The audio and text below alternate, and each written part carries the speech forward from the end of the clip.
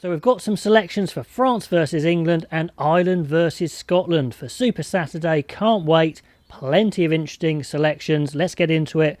With the English team to take on France in France. A really tough test for sure. Eddie Jones says, of course, it's our strongest 23 for this game. Which he says every game, which kind of means, leave me alone, I'll just do what I want. But there's a definite strategy here, which I'll go through in a minute. Also, I think there's some development here. Some of you guys are saying Eddie Jones is using this as a throwaway tournament to develop players. Doesn't sit too well for me if that is the case, because it's the Six Nations. I think, you can develop a bit, but you've got to go for the win as well. I think there might be a bit of both here, but let me know what extreme you would go to there. Let's get into the front row. Genge, George and Stewart. So the change there is Stewart. Now, we did say Sinclair was very close to being dropped. In my selection, I just about kept him in there, but I think it's absolutely fine to drop him to the bench because he hasn't been that great so far, so hopefully that'll motivate him. And let's see a full game of Stewart. I'm definitely on the fence about him at the moment, so let's see how they go. Second rows. I haven't heard of a Launchbury injury. Let me know if that's the case, but Ezekwe in with a Toje. That strikes to me as a development move to try and get more second rows international experience. Is it the best team for the game? Yeah, I'm not so sure. You could have put Laws in there, could have put Launchbury in there potentially. And on the bench, you've got Chesham, which is a development one. He's going to be a very good player, but at the moment, 100% a development selection. So I'm a little bit 50-50 on that one. Then in the back row, Laws stays as the captain, been performing well, although I thought he might have been moved up to second row. I did suggest a specialist 7 is going to be important, and Underhill indeed comes straight in, which is good for him. If he's fully fit, he's a great player, has had some really strong games for England. Then the Battle of the Eight, Simmons gets a call. That's interesting. I thought it'd be Don Brandt. I thought it was looking like Don Brandt was the number 1, number 8, but he's gone for Simmons. Maybe it's tactical, I don't know. At halfback, okay, we see some changes in the backs here. The changes are Youngs at 9 and Freddie Stewart at 14. Tells me, along with what Eddie Jones has been saying in the week, that it's going to be a kick fest and a kick chase fest. And Youngs is going to put up a lot of box kicks for sure. And I think Freddie Stewart on the wing isn't just a let's try Stewart on the wing. I think it's very much a let's get Stewart underneath the high ball. They tried to do this last week against Ireland from full back and it didn't really work. The kicks weren't on the money. And also I don't like the fact you have to drag your 15 out of position to do it. With him on the wing, you can do it. He's not there for his pace. He's there to get under the high ball. They may use him off the wing to make some hard yards as well. Will he get caught out for pace by the lightning wingers, Pinot and Villiers of France? I mean, that's a little bit hairy, but we shall see. But expect a lot of kicking. Anyway, Smith retains at 10. Let's see if he does a lot of kicking as well, which is against his natural game. But, he's been practicing that for Harlequins. He's been doing it more. So that's a big test for him.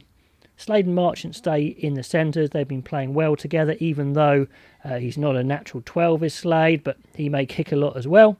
Then Noel, who's been playing well on one wing, Stewart, as I mentioned, and Furbank at 15. Now, Furbank, he plays very well for Northampton. So far, he hasn't been the greatest for England, but it's a big chance for him. I think there's other players who could come in and play 15 as well, not least the drop Malins there. But big game for him. A bit more speed and counter-attack. Let's hope it goes well. More changes on the bench. No Blamire. Dolly's in. Surely, again, a development move if Blamire isn't injured, which I don't think he is. So, yeah, again, using the Six Nations as a development tournament. Not sure if I like that. Anyway, it's a good idea to get Dolly game time, but could he have done that in the summer? Then Marler and Sinclair, as I mentioned. Don Brandt on the bench. Randall hopefully will pick up some pace as he comes on. Will we see Ford? I don't know. Daly's the utility back, but the question is, do we have better players than Daly at the moment to cover that slot? So this England team, I'm not too sure about it. There's definitely some development here, but I really think we're going to see an awful lot of kicking against France. Can they make it count? I don't know. Now let's look at the French team. Only one change, and it's pretty ominous for England. A very settled and powerful team. One of the strongest they've picked all tournament. Very close, I think, to their first choice 15, possibly apart from Olivon. But you got Bai, Marchand and Antonio, which is 100% their first choice. Woki and Willemser, which is an outstanding second row pairing, as we know. Croche, Gelance and Aldrit. I don't need to say too much about that pack, except, like I said, pretty much first choice. Really powerful, incredibly dangerous. It's going to give England's pack an absolute run for its money for sure.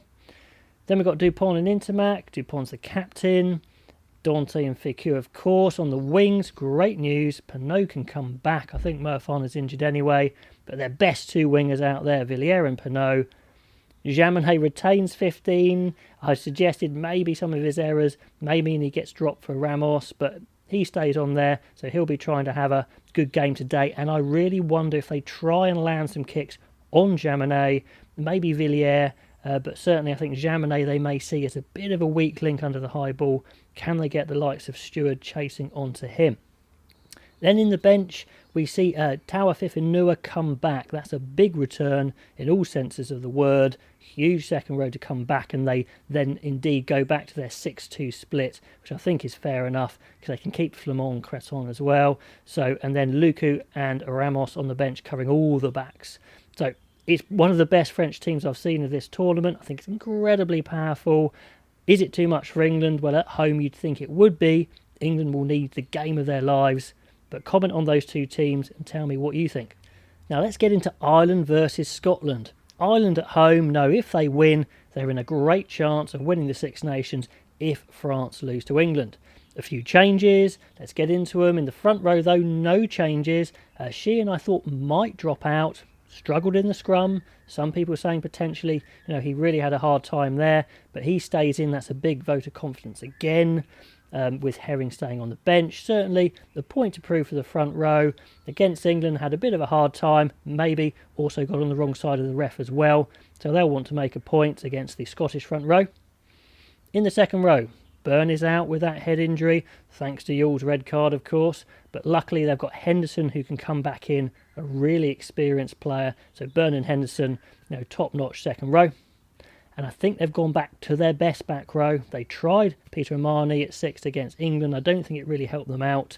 So Doris goes to 6 and Conan pops back to 8 with Van der Fleer at 7. Looks top-notch to me. 9 and 10, first choice, Gibson, Park and Sexton. Don't need to say a lot about that. In the centres, I thought they might want to slot Henshaw in there for some game time. But they keep with Aki and Ringrose. Continuity, been playing fine, so no problems with that. Great player to come on the bench with Henshaw. On the wings, we do have a change with Hansen coming in for Conway, who's got a minor injury, I believe. So with Hansen and Lowe, maybe this is their most attacking winger setup. Then at fullback, we've got Keenan, who was never going to lose his place. Herring, Kilcoyne and Beelum on the bench again. Treadwell comes in for Baird. That's what I thought would happen in my selection. Peter Amani drops to the bench. Then we've got Murray, Carberry and Henshaw covering all the positions in the backs, no problem. A nice settled team, and I think they've probably reverted to their strongest back row, so possibly a little stronger than the one against England.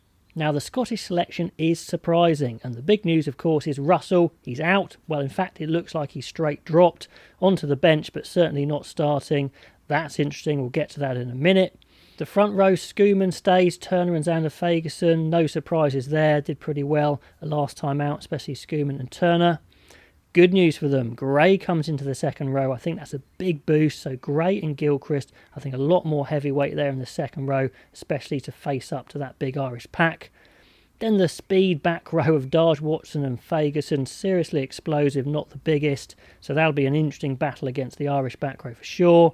Then the halfbacks. Price retains, completely unsurprising there, been playing great, but Russell drops out. Now, if Scotland win this game, they could even jump up to third. Compared to fifth, that's big.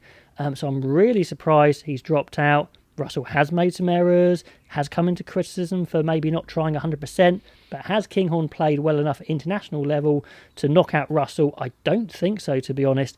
Maybe something's happened there, maybe Townsend's just had enough of Russell's attitude or doing funny things. We don't know, but it looks like a straight drop. I'm surprised he's done it now when there is a lot on the line. But let me know if you think it's a good move or a bad one. We will see, but Russell will not be happy, that's for sure. In the centres, I do not get my wish of seeing Hutchinson at some point in this Six Nations. So they've gone for Johnson and Harris again. Harris been playing very solid in defence, but I think we need to see a bit more of these guys making breaks in attack.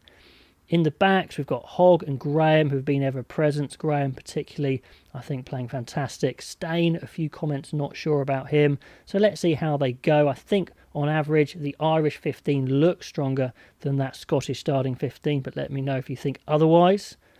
Looks like they've rotated McInally out for Brown. I don't think McInally's got an injury. Let me know if he does. But yeah, they need to get Brown in if he's fit. I think that's fine. Then Delnell, Skinner and Bayliss, with Bayliss covering the back row. So big game for Bayliss. White comes back in for Vellacott, which looks like he is, the number 2, number 9. Then Russell sitting on the bench there. Let's see when they use him. That'll be interesting. Then the really informed Bennett, been playing fantastically well. Very close to a start as well, I think, for him. Anyway, so let me know what you think of all those selections. Who's picked the right team for you? Pop them in the comments below, and I'll catch you next time.